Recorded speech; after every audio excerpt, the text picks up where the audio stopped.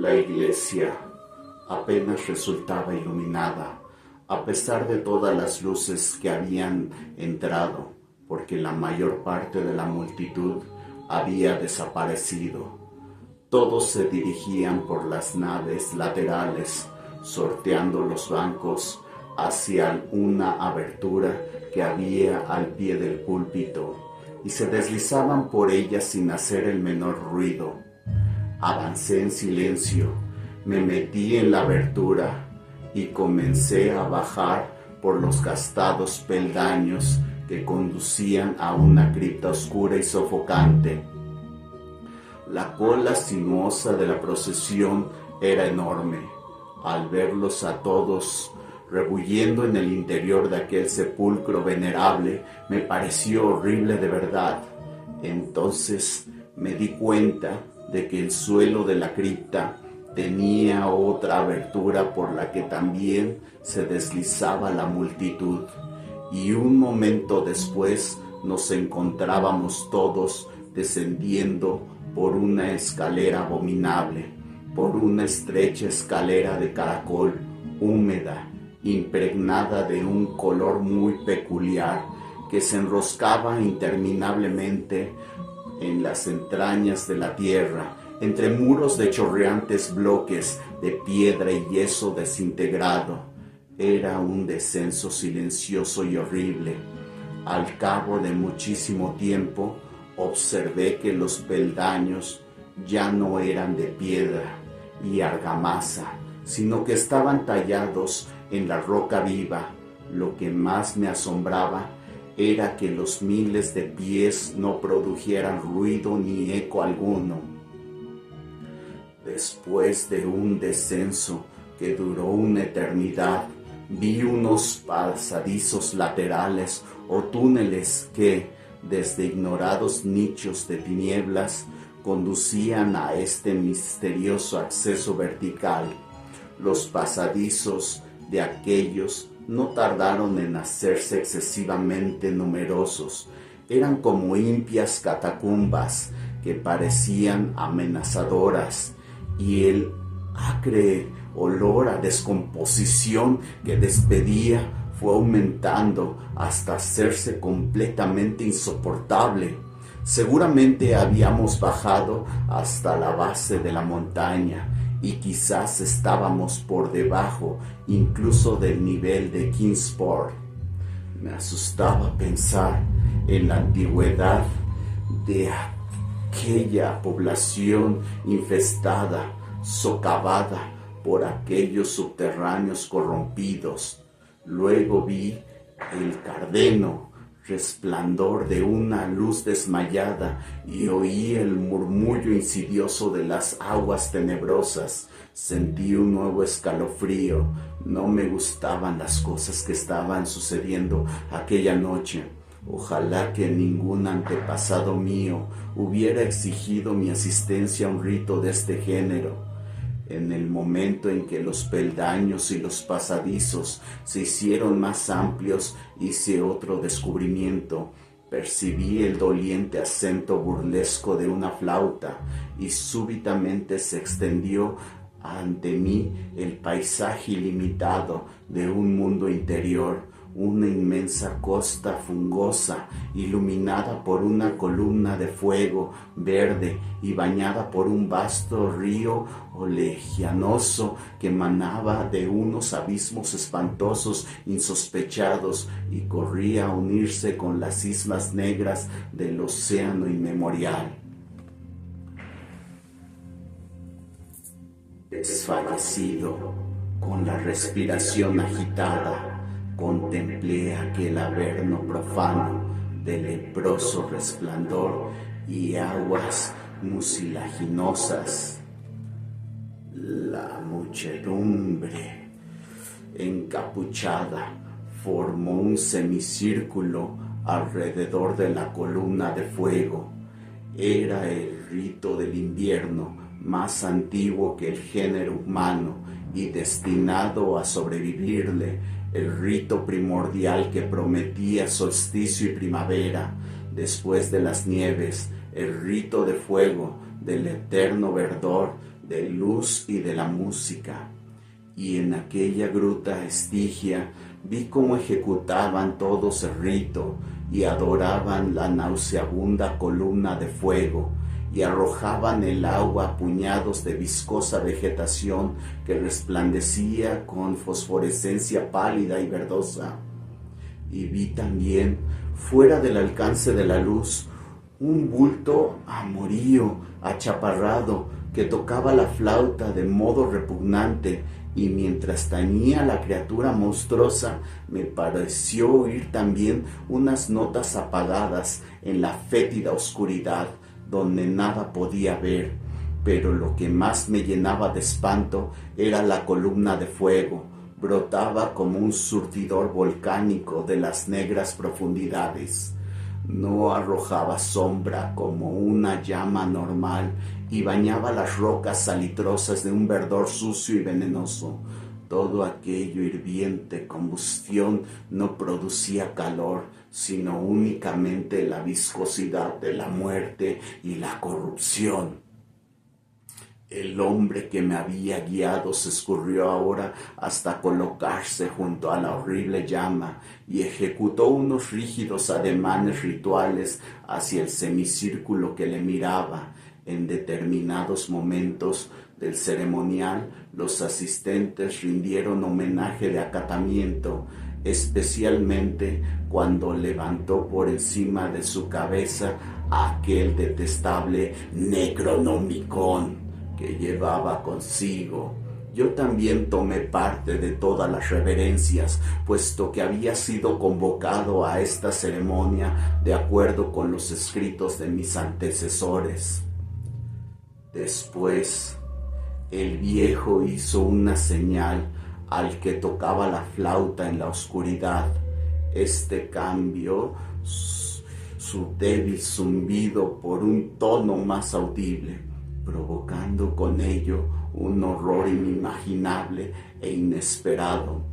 Faltó poco para que me desplomara sobre el limo de la tierra, traspasado por un espanto que no provenía de este mundo ni de ninguno, sino de los espacios enloquecedores que se abren entre las estrellas.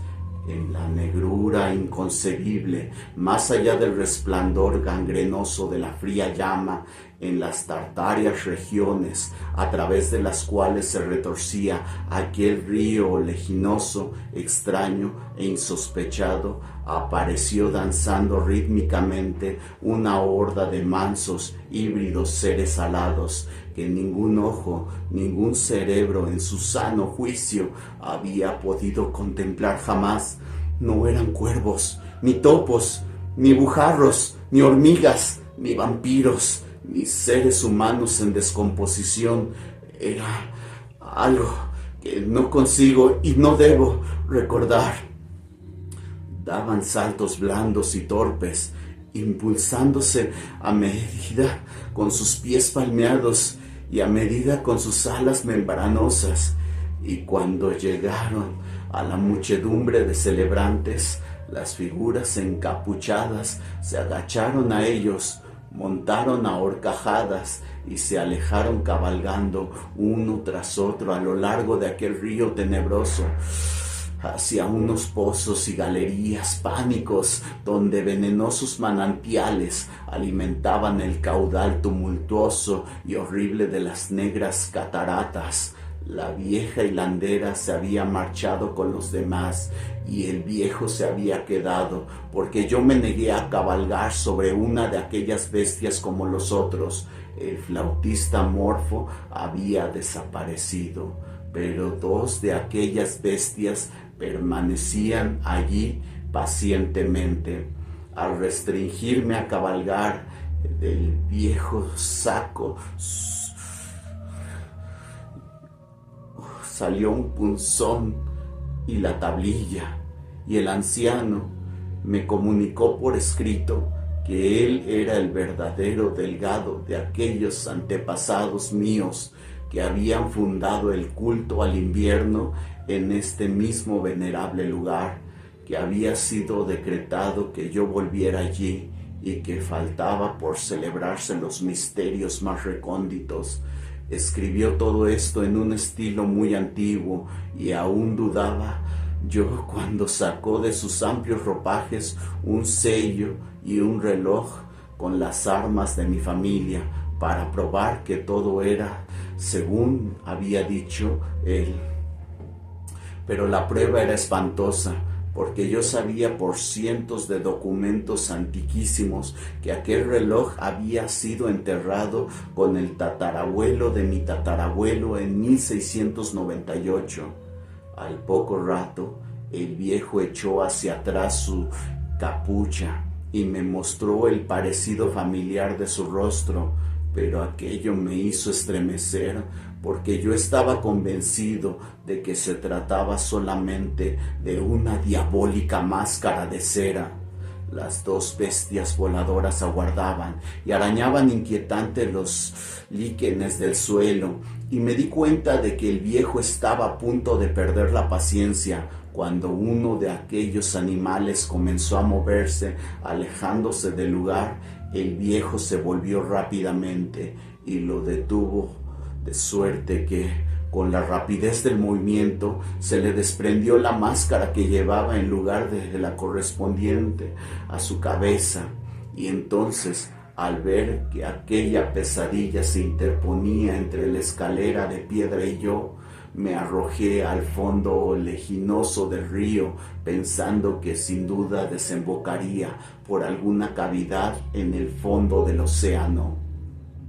Me lancé en aquel jugo pútrido de las entrañas de la tierra antes de que mis locos chillidos pudieran hacer caer sobre mí las legiones de cadáveres que aquellos abismos pestilentes ocultaban. En el hospital me dijeron que me habían encontrado en el puerto de Kingsport, medio helado, al amanecer, aferrado a un madero providencial. Me dijeron que la noche anterior me habían extraviado por los acantilados de Orangeport, cosa que había deducido por las huellas que encontraron en la nieve. No hice ningún comentario. Mi cabeza era un caos. Nada encajaba con mi experiencia de la noche anterior.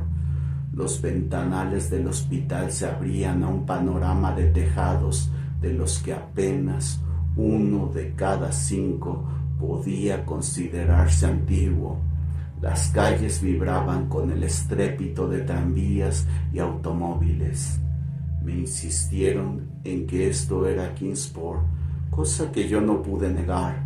Al ver caer en un estado de delirio, cuando me enteré de que el hospital se encontraba cerca del cementerio parroquial de Central Hill, me trasladaron al hospital de St. Mary de Arkham, donde me atenderían mejor. Me gustó, en efecto, porque los médicos eran de mentalidad más abierta y aún me ayudaron, ya que gracias a su influencia pude conseguir un ejemplar del censurable Necronomicon de Al-Saharacet, celosamente guardado en la biblioteca de la Universidad de Miskatonic. Dijeron que sufría de una especie de psicosis y convinieron en que el mejor sistema de alejar las obsesiones de mi cerebro era provocar mi cansancio a base de permitirme ahondar en el tema.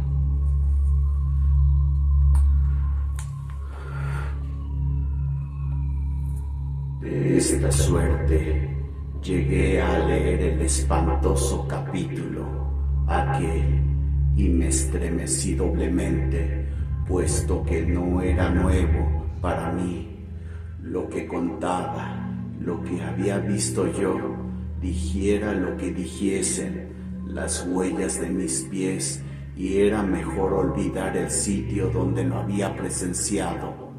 Nadie durante el día me lo había de recordar, pero mis sueños son aterradores a causa de ciertas frases que no me atrevo a transcribir.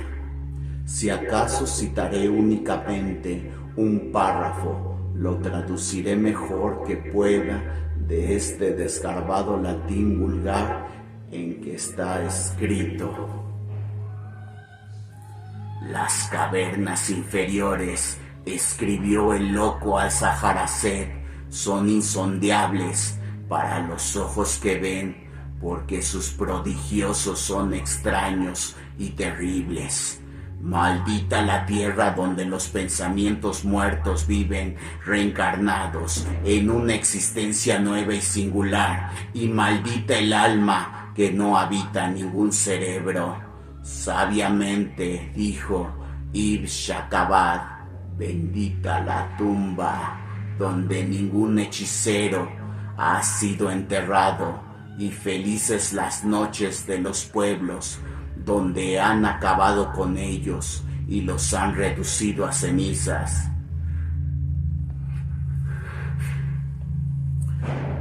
Pues de antiguo se dice que el espíritu que se ha vendido al demonio no se apresurará a abandonar la envoltura de la carne, sino que ceba e instruye al mismo gusano que roe, hasta que de la corrupción brota de una vida espantosa, de las criaturas que se alimentarán de la carroña de la tierra, aumentan solapadamente para hostigarla, y se hacen monstruosas para infestarla. Excavadas son secretamente, inmensamente, galerías donde debía bastar los poros de la tierra, y han aprendido a caminar unas criaturas que solo deberían arrastrarse